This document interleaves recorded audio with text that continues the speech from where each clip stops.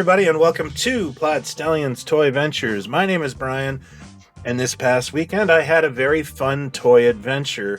It turns out there was a toy show locally, just one town over.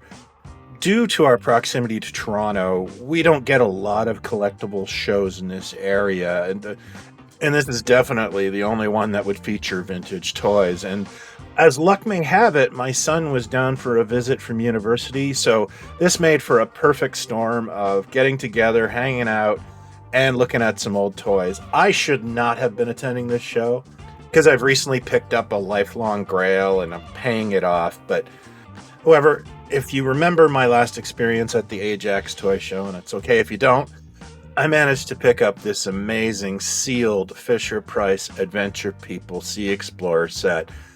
Oh my god, this is just childhood in a box, and I kind of hoped that collector might show up with some new things, and it turns out I wasn't wrong. So, without further ado, I'll give you a little slideshow of some of the stuff here. It is a smaller show, and of course, you know, you've got comics and Pokemon cards and used video games and Funko Pops, but there was still some very decent vintage stuff here and some great prices. So let's go through that. I'll show you some of the things I passed on but I liked, and then I'll get into what I picked up. Hang tight.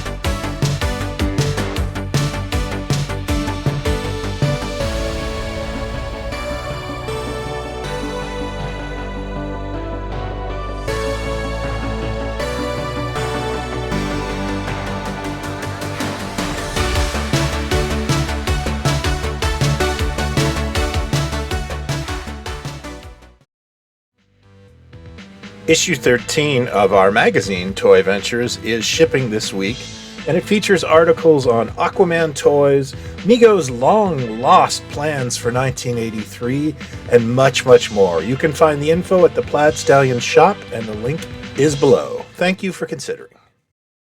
So before I get into what I picked up at the show, I thought I'd just mention a few things that caught my eye. The first would be this Action Man set that I imagine came out in the early 2000s, so it's not really something I was ever into, but I do wish I had seen it at the time because I probably would have picked it up for my kids. I love this kind of playset environment, especially involving a mummy action figure. Also, look how impressed Dracula is with it. The other thing I noticed was this Mork from Ork doll. Now, of course, they're pretty common at toy shows, but the main difference with this one was it actually was signed by Robyn Williams. That's not a big shock. He did do a lot of filming here in Toronto, but it was so nonchalantly there, I just couldn't get over it. And as you guessed it, my Fisher-Price collecting friend was at the show and did bring it, including one of the rarest Fisher-Price toys made for the adventure people. That would be the Sky Surfer from 1978. This was recalled mainly due to children probably losing both the surfer and the figure in a tree somewhere. Putting your figure on a kite is a great idea in theory, but not so much in practice. However, my eyes were only going towards this safari set. This is the first Fisher-Price Adventure People toy I ever had as a kid. The box was absolutely glorious, and I haven't seen it since probably 1975. The price was fantastic, considering it was in Canadian funds. Sealed sample from a former Fisher-Price VP.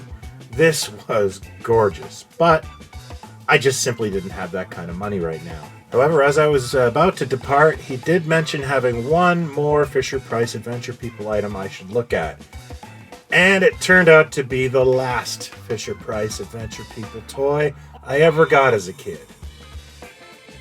And that was the Adventure People Astro Knight with his indoor foam glider. I absolutely loved this toy as a kid.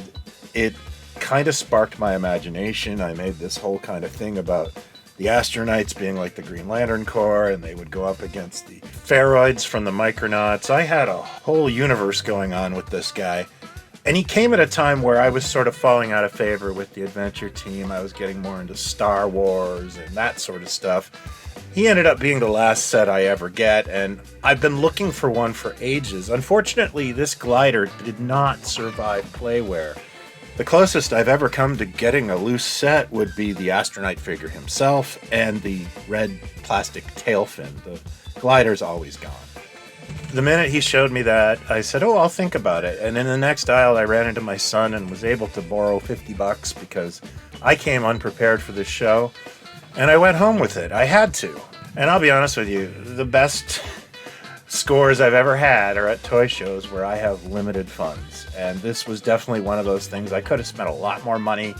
But there is something so nice about coming out with just one meaningful item. The rest of the day, my son and I went to lunch. Then I drove him home. He picked up a couple of well-priced ARC Troopers that he was looking for. Oh no, it was just a great use of a day. I ran into some friends and some folks I know. It's always nice to catch up and bond with people in this community. I mean, some of these people I've known for 30 years.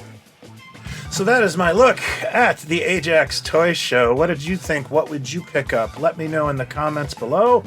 Or hit me up in my Facebook group, Pod Stallions. We talk about toy shows all the time and share our finds.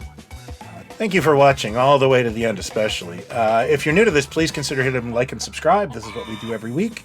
If you're not new to this, please consider liking and sharing. I really appreciate it. Until next time, friends, be well and talk toys, not other people. Cheers.